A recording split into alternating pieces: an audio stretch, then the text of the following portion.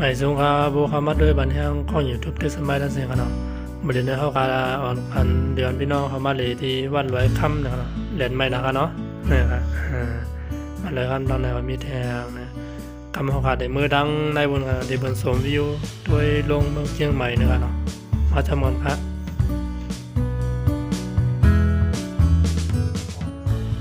นั่นก็เป็นทางในวัดรวยค่ำนะครับนั่นก็เป็นพระลานดังนะครับเนาะ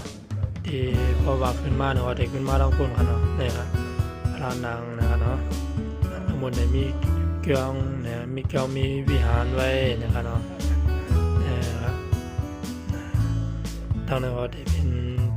ทางนี้ก็ได้มีปลายมันนะครับเนาะได้มีปลายวัดนะครับปลายวัดปลายเกียงนะครับนะนะครับชื่อมีไว้ที่ไหนเนาะในยักษ์เขียวยักษ์ยักษ์แหลงขนาดยักษ์แหลงยักษ์เขียวได้มีทั้งสองข้างนะครับเนาะยักษ์แหลงยักษ์เขียวนี่เป็นวัดพระธาตุลอยค่ำนะครับเนาะนี่ครับเอาขาเข้ามาทางในในยาวครับเนาะทางในเนี่ยก็ได้มีพระธาตุนะครับเนาะกองมูนะครับเนาะนะครับทางในก็ได้มีกองมูนะครับเนาะกองมูที่บนมาย้อนซูมาเถียงเก่านะครับเนาะนะครับที่บนมาหลุมมาไว้นะครับเนาะที่วัดพระธาตุลอยค่ำนะครับนะพี่น้องเข้าไปมาฮอดมาถึงก็อย่าลืมมาเวียกันนะที่ในเชียงใหม่ครับเนาะนี่ก็จะเป็นวัดพระธาตุลอยค่ำนะครับเนาะคำในเขาขาดที่ย้อนกันเมื่อโดยวิวมันนะครับเนาะโดยวิวโดยลงเชียงใหม่นะครับเนาะอยากก็ไม่นะครับเนาะไม่นะก็เป็นยังครับยืนเอาอะไรเนี้ยนะครับทางในที่บนไทยแค่พางมันมีนะไทยแค่พางไทยที่เรียกว่าอะไรกันเนาะแล้วแต่คนเกียงกันนะเกี่ยวไปเกี่ยวมันกันนะครับทั้งสองข้างกันนะ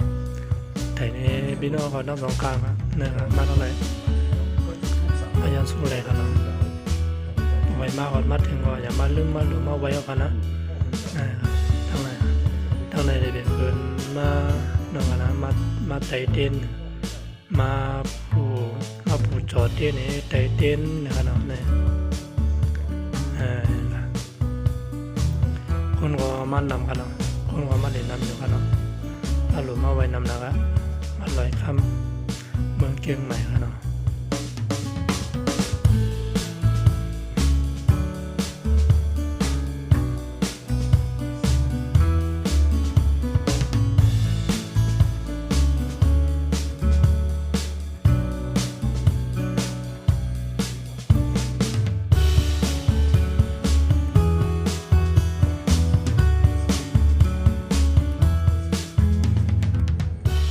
นะครับเอาขับออกมาถึงที่บนตัววิวสมวิวยาวนะครับเนาะที่บนตัววิวสมวิวเนี่ยก็เป็นพระลานนอนนะครับเนาะพระเจ้านอนนะครับเนาะพระลานนอน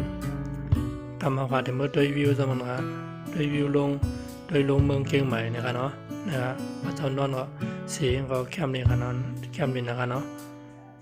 นะครับตั้งแต่บนตัวลงเมืองเชียงใหม่นะครับเนาะโอ้ข้างหน้าครับเนาะดิมุงดีด้วยนะครับดิมุงดีเยี่ยมทางไหนครับ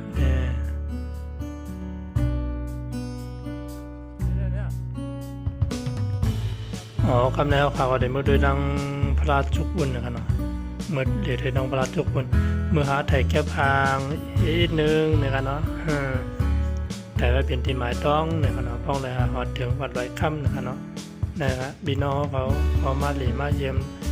นำนะครับเนาะที่ไหนครับที่บนใครมาเดี๋ยวมาเยี่ยมวันเนี่ยที่ไหนครับเนาะเนี่ยเป็นพระจุกเนี่ยก็เป็นพระธาตุลอยค่ำนะครับเนาะนั่นโดยลงเชียงใหม่นะครับเนาะโดยสมวิวลงเมืองเชียงใหม่นะครับเนาะยิบของไทยของใครมันครับของไทยเขาก็เลือนหนาวกันเลยนะครับเนาะของไทยเขาก็เลือนหนาวยาวยิบของไทยของใครมันเหรียญเหรียญไม้นะครับเหรียญไม้ความเบี้ยสังนะครับเนาะเหรียญไม้นี่เอาผู้สูงใหญ่นะครับเนาะนี่ครับโดยเมืองเชียงใหม่โดยจะเหมือนกันเนาะ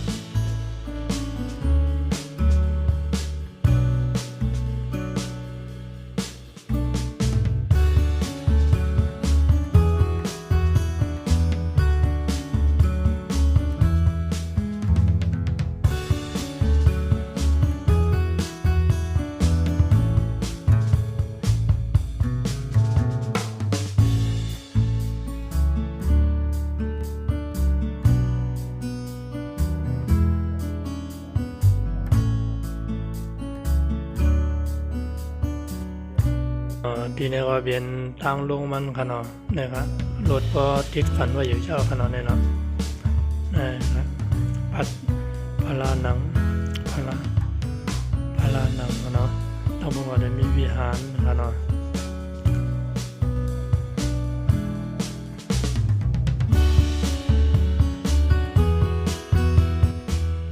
ดังนั้นครับเส้นทางนึงได้เป็นทางรถลงนะครับทางรถทางการลงนะครับเนาะ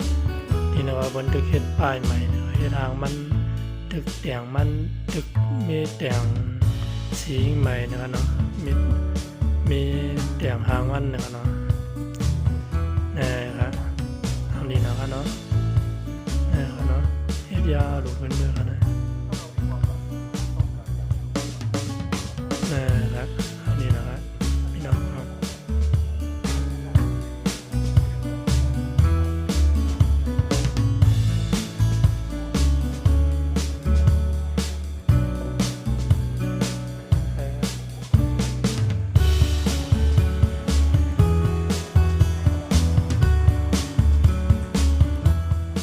ทางนั้นก็เลยเป็นเส้นทางลงมันนะครับเนาะเส้นหนึ่งนั้นเป็นทางคนไปขึ้นไปลงนะครับเนาะทางนั้นก็เป็นเพิ่นไขโค้นะครับเนาะเส้นหนึ่งนั้นเป็นทางรถทางขาลงนะครับเนาะทางนั้นเป็นทางลงมันนะครับเนาะเพราะว่าไปขึ้นแล้วก็คนก็ได้ไปขึ้นต้องได้ไปลงต้องได้นะครับเนาะเพราะว่าขี่ขาขึ้นนะมันได้มีเส้นทางครับเนาะขึ้นทางปูนนะครับเนาะนะครับ